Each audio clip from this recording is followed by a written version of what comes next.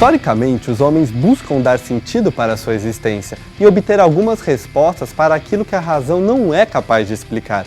Mitos são histórias que buscam uma verdade, um sentido, uma significação.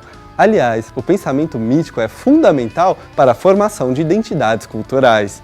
Os mitos como narrativas influenciaram inúmeros escritores ao longo dos séculos e de tempos em tempos, de algum modo, os homens acabam retornando à mitologia. Artefato apresenta Mitologia.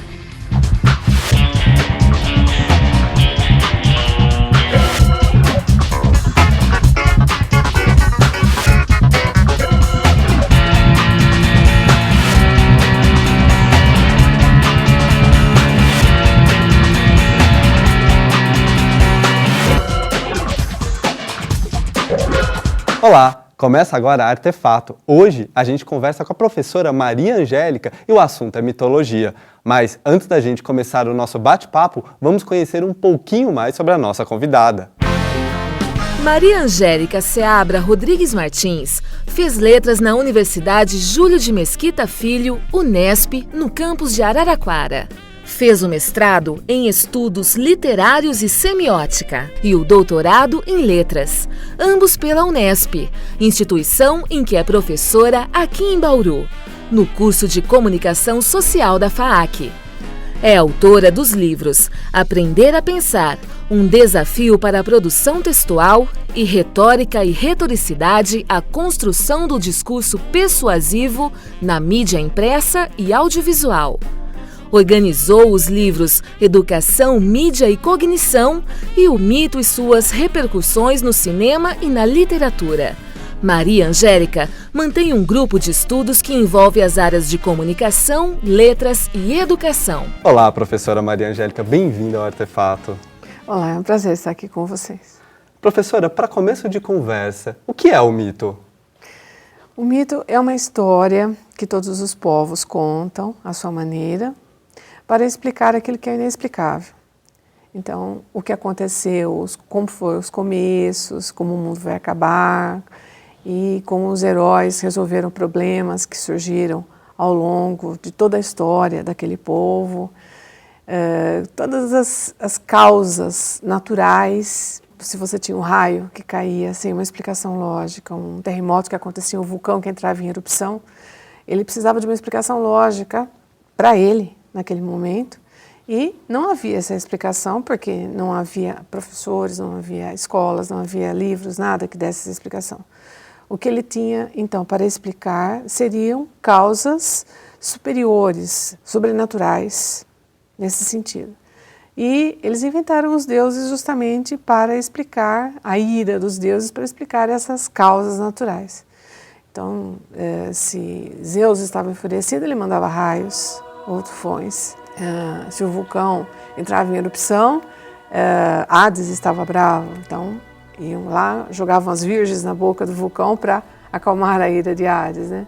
Os maremotos é porque Poseidon estava enfurecido com alguma coisa que os homens teriam praticado, por exemplo. Não eram os deuses que surgiam e criavam o homem, mas era o homem que criava os deuses, a sua imagem e semelhança, digamos assim. É engraçado esse processo, porque na Bíblia fala, o Deus criou os homens à sua imagem e semelhança. Na verdade, se você for analisar os mitos, o homem criou os deuses à sua imagem e semelhança, que acontece com os deuses gregos.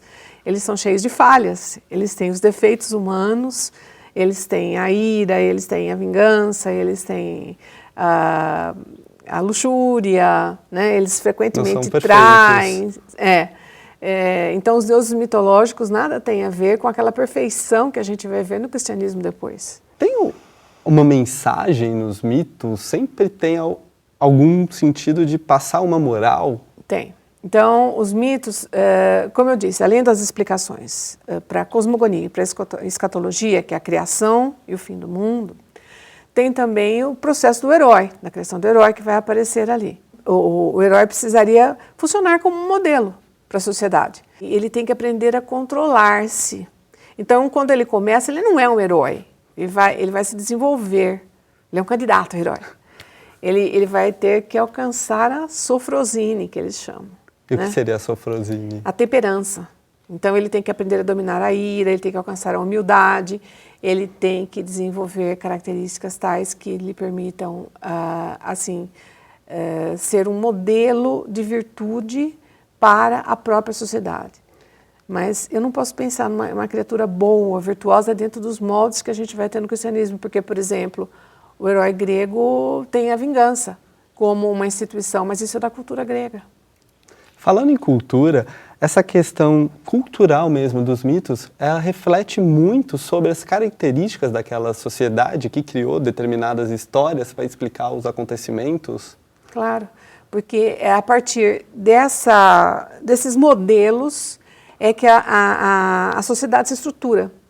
Então, antes de eu pensar, por exemplo, numa polis formada, estruturada, que seria a instituição que a Grécia desenvolve depois da democracia, depois da Guerra de Troia, a gente vai ter o núcleo menor, o oikos do grego, né? Então, Ulisses, quando volta da Guerra de Troia, ele tem o oikos dele para organizar, que seria a família, os agregados, todos os que moravam junto ali. Então, ele tem que funcionar como um modelo de coragem, de virtude, de sabedoria para esse primeiro núcleo. A partir do momento que a Grécia se transforma num meio democrático, institucionalizado e vive um momento de paz, né? Agora ela se transforma naquele modelo de polis. E o cidadão tem que ser um modelo de virtude para essa polis. A gente vai ver que os próprios filósofos, eles vieram retomando ideias míticas e foram burilando essas ideias que esses heróis primeiro trouxeram e depois partiram para esse raciocínio especulativo, que é o que você chamou de raciocínio racional. E o engraçado é que a frase que atribuem a Sócrates, conhece-te a ti mesmo, né, ela estava escrita no tempo de Apolo, em Delfos. Não é do Sócrates. Quer dizer, Sócrates adotou essa frase que estava dentro de um templo de um deus mítico. Então, as primeiras chamadas escolas que se juntaram, eleática, jônica, itálica, começaram a se juntar para estudar os fenômenos, abolindo os deuses, né? Elas eram erráticas também, né? Mas, veja, você não abandona os deuses de uma certa forma, só que você passa a se preocupar com aquilo que está dentro de você. No próximo bloco, a conversa sobre mitologia continua. Fique ligado, Artefato volta já!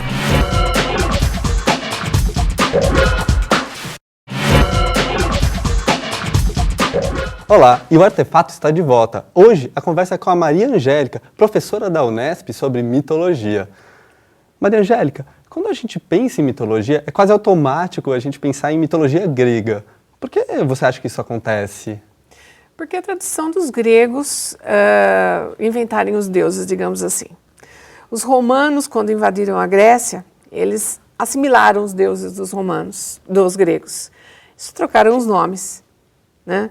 Então, hoje, se a gente for pensar, na verdade, nos deuses, a gente fala assim, a gente pensa nos gregos, mas os deuses de que a gente se lembra, Júpiter, Saturno, Urano, Netuno, né, Plutão, são deuses da mitologia romana. Mas Zeus, Hades, Hermes, Héracles, todo mundo fala Hércules, não é? Então, mas são os mesmos deuses, só que a gente usa a denominação romana para isso. E a própria mídia, né, o cinema, de um modo geral, explorou, e a literatura, eles exploraram bastante, mostrando a versão grega. Então, quando falava em Deus, mostravam o Partenon, né, as roupas gregas, e Zeus, que depois também vai aparecer numa retomada no Renascimento, como mais ou menos uma semelhança com a figura de Deus que eles vão recriar, né? Como o velho de barbas brancas sentado na nuvem, né? Mas, na verdade, Zeus, se a gente for pensar um pouco, ele é um homem extremamente forte, porque os deuses não envelhecem. Ele não é um velho, né? Foi retratado assim por Hollywood. A gente pode considerar que a literatura ocidental nasceu com a Ilíada e com a Odisseia, que são atribuídas ao Homero? Na literatura ocidental a gente vai ter Homero retratando a Guerra de Troia, né? E a Eneida de Virgílio, no século I a.C., também retratando, mas se baseando no Homero, né? Agora, se você pensar, por exemplo, muitos retomaram o Homero, seguiram o Homero depois. Os Lusíadas de Camões retomam a Odisseia, né, praticamente em vários aspectos. E durante também todo o Renascimento, os deuses gregos vão ser retomados.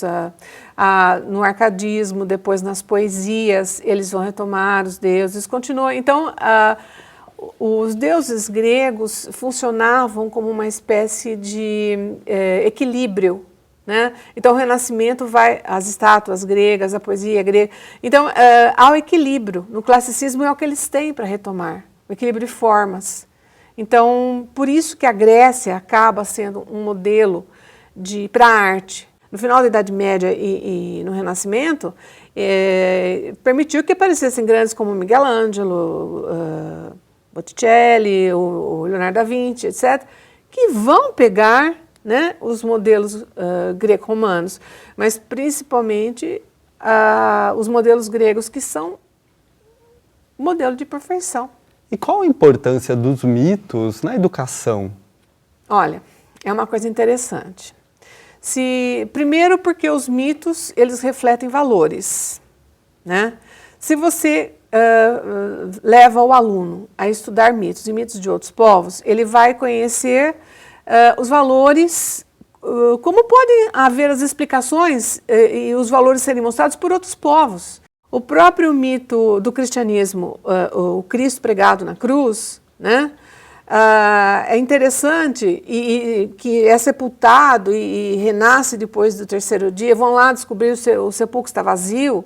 Nós vamos ter muita semelhança com o mito de Héracles, porque quando ele termina todo o trajeto dele na Terra e que Zeus decidiu que ele já tinha sofrido bastante, que era digno de se tornar um deus, ele se imola, ele se coloca numa fogueira, né?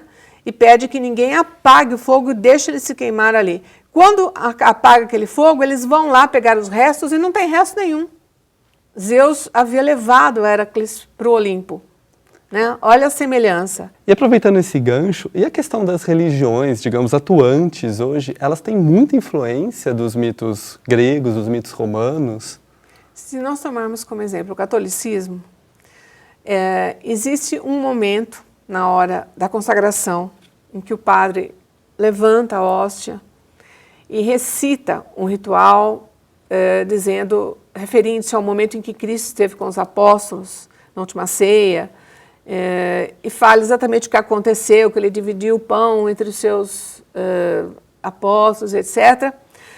E todo mundo fica em silêncio, né? O que o padre está fazendo? Está invocando aquela entidade sobrenatural, aquele momento sagrado, como se aquilo se repetisse. E na verdade é como se repetisse mesmo, porque a hóstia, que é um mero pão, pedaço de farinha ali, se transforma no corpo de Cristo, naquele instante, é o que se acredita. Se você pensar que o mito tem um momento sagrado, que ele é recitado, geralmente na passagem de idade do jovem, para que ele assuma os valores de sua tribo com responsabilidade, ao redor de uma fogueira, no inverno, num lugar especial, por uma pessoa especial, geralmente o xamã ou o ancião da tribo, né? E é um momento em que ele assume que ele tem que, o jovem assume que ele tem que ser o adulto responsável por todos aqueles valores que são passados para ele. Há uma grande semelhança. A própria situação das procissões que a Igreja Católica mantém ainda até hoje é do paganismo, né? Trocaram os deuses de cima do andor, né? Eram as procissões feitas na época da colheita, na época da fertilização do solo, em que eles colocavam o deus Pan em cima dos andores, né? Os outros deuses, e na verdade, a igreja manteve esses rituais para facilitar a assimilação da nova religião pelo pagão. É importante lembrar o contexto que o cristianismo surgiu, né? Ele tinha que estar em contato com um mundo que sempre tinha adorado esses deuses que eles haviam criado, né? Então, eram politeístas e adoravam esses deuses pagãos, né? Então, os cristãos não podiam abolir totalmente as práticas. Eles tinham que, de uma certa forma... Dar uma adaptada. Dar uma adaptada.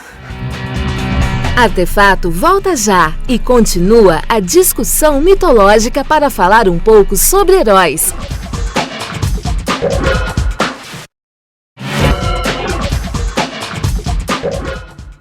Joseph Campbell é considerado um dos maiores mitólogos de todos os tempos.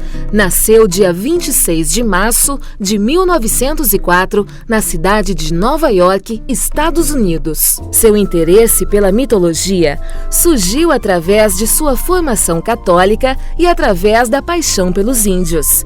Campbell começou estudando as diversas faces da cultura indígena dos Estados Unidos, o que o conduziu às pesquisas mitológicas. Em suas observações, Joseph estabeleceu a identidade entre as mais diferentes tradições culturais. Entre as suas obras se destacam O Herói de Mil Faces, As Máscaras de Deus e O Poder do Mito. Para Campbell, a riqueza dos mitos não está em revelar algum tipo de significado para a vida, mas o de ser um registro simbólico da própria experiência. Joseph Campbell morreu em 30 de outubro de 1987. Professora, um dos grandes estudiosos dos mitos é o Joseph Campbell. Qual a importância da obra dele? Joseph Campbell tem essa obra mais conhecida, que ele já diz O Poder do Mito, né? Ele aborda a necessidade de o indivíduo conhecer os mitos porque ele mostra essa questão de o homem não deixar os mitos de lado. Quer dizer, hoje você pode dizer assim, olha, havia uma necessidade no passado de o homem inventar deuses para explicar as coisas. Hoje a ciência explica muita coisa, então, né? Mas o Campbell mostra que o homem substitui os mitos, né? Então ele precisa sempre dessa necessidade porque faz parte da sua cultura e já está dentro do seu inconsciente, do coletivo inclusive, né? Aquilo mesmo que o Jung aborda como os arquétipos, o inconsciente coletivo, etc. O Campbell vai retomar e vai dizer, olha, essas figuras já estão introjetadas. A única questão é que ele acaba jogando no lugar errado e isso traz um vazio imenso. Ele substitui esses deuses por coisas materiais hoje. Então é o carro, é o dinheiro, é a beleza perene que ele deseja ter e não consegue, mas é o que as cirurgias plásticas estão mostrando hoje, a malhação direta, etc., né? O homem não quer envelhecer. Então isso é um atributo dos deuses míticos. A saga do herói é um conceito do Campbell, certo? O que é esse conceito? O que ele diz? Na verdade, a saga do herói ela vai aparecer em vários antropólogos, não só no campo. Ela vai aparecer no Eliade. Para se entender melhor, eu vou explicar a partir do Prop, que é um formalista russo, né? E que ele diz assim, todo herói precisa passar pelas provas, que são 3 provas, né, as chamadas provas. Qualificante, principal e glorificante. Ele passa pelas provas para se tornar um herói. Para se tornar um herói. Então, ninguém nasce herói, né? Ele vai se tornar um herói. Então, ele começa aprendendo uma série de coisas, caindo e levantando, né? Ele próprio desenvolve as funções, as 31 funções, em que ele explica. Primeiro, o homem tem que sair de casa, se afastar do lar e começar a enfrentar os perigos. Né? Há um momento em que ele tem que ir até o fundo do poço, né? Morte e renascimento. Ulisses ele desce ao Hades para encontrar Tiresias, que é o espectro de Tiresias, né? Tiresias estava morto, para indicar o caminho de volta para Ítaca, depois da Guerra de Troia. Então, ele desce até o Hades sozinho e sai de lá, então é a vida e morte. Hércules também vai até o Hades pedir emprestado o Cérbero, o cão de 3 cabeças, que é uma das tarefas dele, né? Cristo morre e renasce. Então, o herói passa por várias fases de aprendizado. Provações, né? Provações. Enfim, ele tem que adquirir coragem, ele tem que adquirir conhecimento, ele tem que adquirir controle das emoções, ele tem que adquirir destreza, ele tem que adquirir astúcia, força. Virtude. As virtudes são todas essas, na verdade. A humildade acima de tudo. Maria Angélica, e o cinema? Você gosta da maneira como os mitos são retratados nos filmes? Acredito que eles estão desvirtuando um pouco na medida em que eles estão retomando os livros que estão fazendo sucesso e transformando em filmes. E são livros que são best-seller. Então não são livros sérios que retomariam a mitologia grega de uma forma mais séria para levar à reflexão. Eu acho que você trazer para a modernidade aquilo que precisa ser visto dentro daquele contexto da antiguidade, de uma forma que você viaja no tempo, porque você viaja para dentro da sua mente, à medida que você viaja no tempo, e entra em contato com o inconsciente coletivo, o seu próprio inconsciente, com os arquétipos, é mais importante do que você ficar desvirtuando à medida que você traz para o momento presente, né? Se você pensar, por exemplo, por que o Harry Potter fez tanto sucesso? Porque a J.K. Rowling, ela pegou o mundo daqui, ou aqui ou agora, e jogou lá. A gente tem necessidade da fantasia no mundo do lá e do então. Isso o Bettelheim explica muito bem, o Jung explica muito bem e tal. Faz parte das nossas fantasias mais antigas, você entendeu? Daqueles arquétipos que estão formados lá, né? Então, o que tem feito sucesso nem sempre é aquilo que nos convém, digamos assim, né? Nem mesmo suavizar as histórias. Se você pensar o que o Walt Disney fez com os mitos, ele suavizou muitas das histórias. Não é assim que precisa ser tratado, porque a vida não tem o lado só bonito, ela tem os dois lados. A própria televisão está retomando as histórias folclóricas que têm uma relação com os mitos, na verdade, né?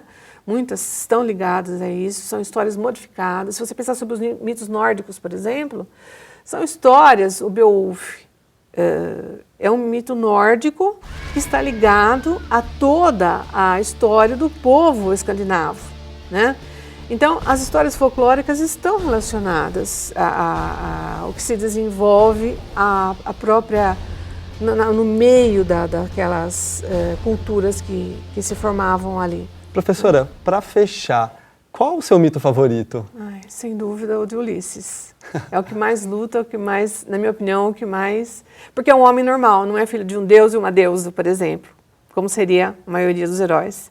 E ele luta, ele é pretensioso, ele desafia Poseidon logo depois da guerra de Troia, mas ele é um homem que luta muito para chegar a se tornar um herói, né?